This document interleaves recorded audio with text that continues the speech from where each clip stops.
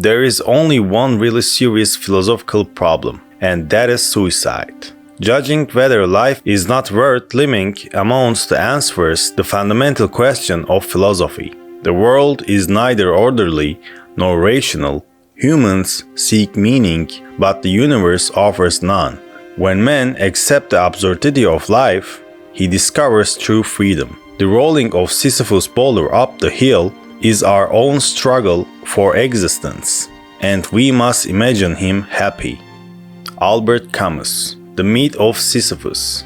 The universe operates silently. None of the gears in the universe will tell you this is the secret of life. Instead, it may begin to mock you. We have always begins attempting to create order with chaos, because when you fully scoop prolonged chaos, entropy within starts to dismantle you, pushing you to seek order in the most difficult circumstance. As Albert Camus suggests, the act of Sisyphus rolling his boulder is our own existential struggle. But is rolling that boulder our freedom? Is humanity condemned to be free? Can we push that boulder with love and meaning? What I mean is, are we merely a gear in the universe, or are we the engine that turns the wheels? Can we truly dance with the chaos on the right level? Throughout the history of thought, many different answers have been given to these questions, but existentialism, particularly in the 20th century, has been one of the philosophical movements that they think provides the most radical answer to them. Today we will examine the core principles of existentialism by looking at the idea of thinkers such as Jean-Paul Sartre, Albert Camus, Martin Heidegger, Friedrich Nietzsche, and Simone de Beauvoir.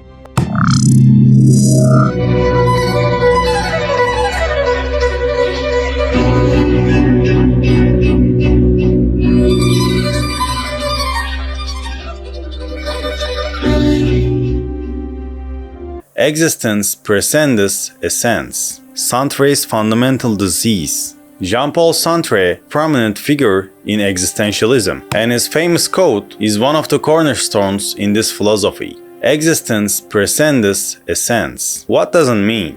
Traditional thought holds that everything has essence, a meaning or purpose that exists before anything comes to begin. For example, knives made for cut, and a chair is made to sit. However, Sartre argued that this is not the case for humans. A person exists first and then defines who they are. In other words, we are beings that create meaning in the world. There is no predetermined human purpose. We create themselves through our choice. This thought brings out radical freedom for human. If there is no preordinated meaning, every individual must take responsibility. However, this is a both liberating and frightening idea for some. There is no fate, God, permanent destiny to blame anymore. The absurdity of existence. Camus and the struggle of Sisyphus. While Camus shares common ground with Sartre and other existentialists, he does not agree with some of their fundamental ideas. In particular, he disagrees with the notion upheld thinkers like Sartre and Kierkegaard that humans can create meaning in this absurd world. According to Camus, human life is search of meaning, but the universe itself is meaningless. This contradiction gives rise to the absurd. This is where the absurd comes to play. Camus explained humanity's absurd condition through the tragedy of Sisyphus. Sisyphus in the mythology is condemned to roll the massive stone up a hill only for it to roll back down every time he reaches the top. This is likened to human existence. Waking up every day, working, eating, sleeping, and repeating the same cycle every day. If life has no cosmic meaning, what is the purpose of all this effort? However, Camus emphasized an important point. When man realizes that life is meaningless, should he commit suicide, or should he continue living and impose his own meaning upon it? Camus' answer is clear. Man must acknowledge the absurdity and still choose to live. In other words, even though the stone will always roll back down, Sisyphus must be learned to be happy. God is that. Nietzsche is called the Übermensch.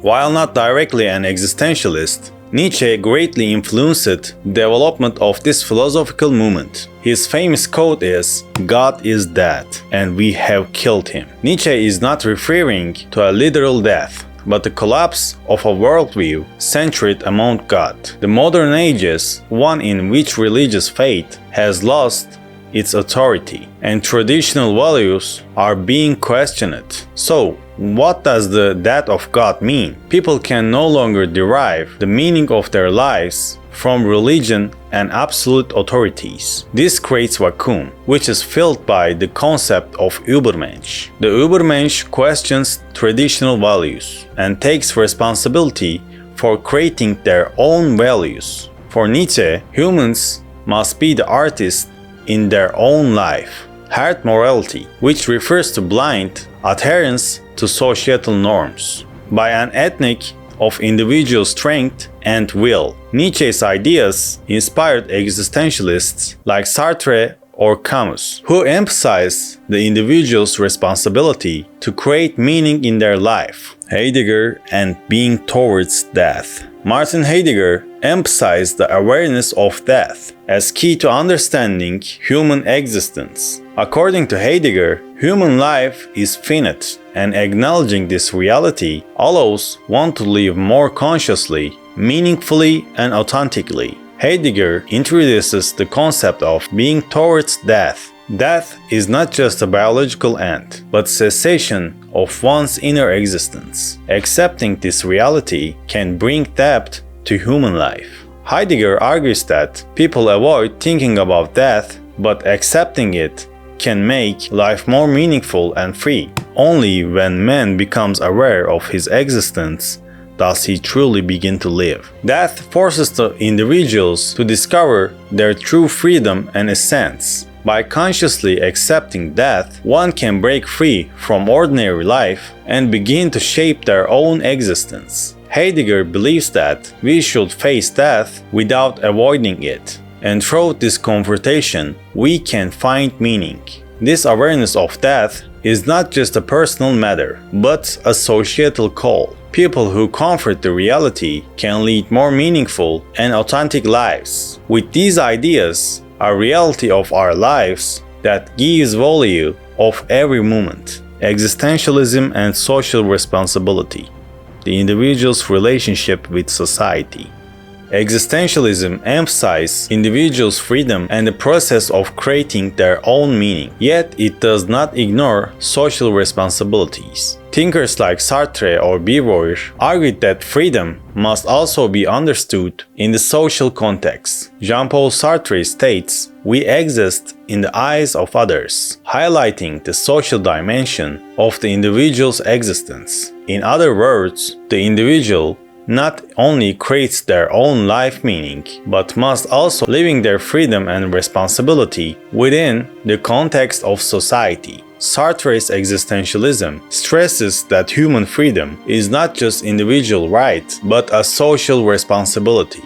Every person has interconnected with others, and in this interaction, freedom is limited by the need not to infringe upon the freedom of others. Simon de Beauvoir similarly argues that freedom must be contextualized within society. Beauvoir notes that individuals' freedom can only truly be realized when societal structures and inequalities are dismantled. For her, the liberation of women is not just an individual effort, but a societal process. Existentialism sees the individual as a part of society, and individual freedom must align with values like equality and justice. It asserts that everyone has right to create their own meaning, but this right comes with responsibility not to harm others. The crisis of meaning and the contemporary age. In the modern world, people still search for meaning becomes increasingly complex. Technology and social media becomes pressure for individuals to seek external validation and define themselves thought others. Identity is shaped more by external approvals than by inner self-creation. Capitalist systems encourage people to derive meaning from what they consume, leading them to pursue external gratification rather than create inner meaning. Existential crises have become more pronounced as individuals question their identities, purposes, and values in today's world. At this juncture, existentialism offers a strong message. We must create our own meaning. Neither societal structures nor technological tools can provide us with ready-made meaning. Instead, individuals must shape their lives through their own choices. Life is a process in which each person bears the responsibility of creating their own meaning. So, what's the meaning of life? A common trait of existentialism is that meaning is personal. Each individual is responsible to create their own meaning. So I make a list. In this list, according to Sartre, says that we are what we do. We become what we choose. So Sartre say individuals define themselves through their actions. For Camus, we must rebel, but we must not despair. That meaning is life may be meaningless, but we must continue living and creating meaning. And Nietzsche says we must create our own values, and that means individuals must find their own values. Individuals must find their own path independent of values imposed by society. And Beauvoir said that we must liberate ourselves and reject the roles imposed by society.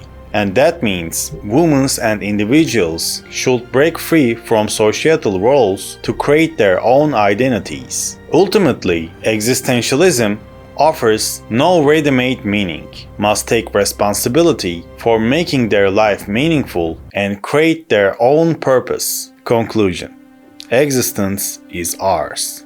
Existentialism asserts that rather than searching for meaning externally, we must build it ourselves. In life, we face many events, and most of them don't seem to have any inherent meaning.